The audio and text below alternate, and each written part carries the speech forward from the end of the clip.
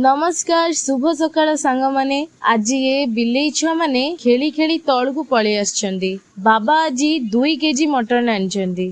Mummy विरक्ति हो गले। आम प्रेशर कुकर छोटटे एबे 2 थर करी सिझेबा को पड़िबो बोली। आज हमर मामू घर को जिबार अछि।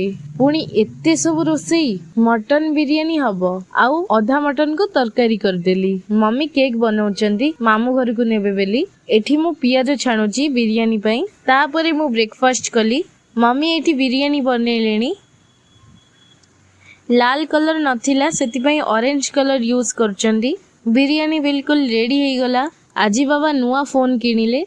आमर 4G फोन थिला किंतु आज प्रथम थर पई 5G धरिबा को मिलिला। बाबांगर छोटो फोन टे थिला जा हो बाबा एबे बड़ फोन टे किनिले। केक भी सिझी गलानी। केक बहुत सुंदर हेची आ बिरयानी तो बहुत बहुत बहुत भलो आ सुंदर हेची।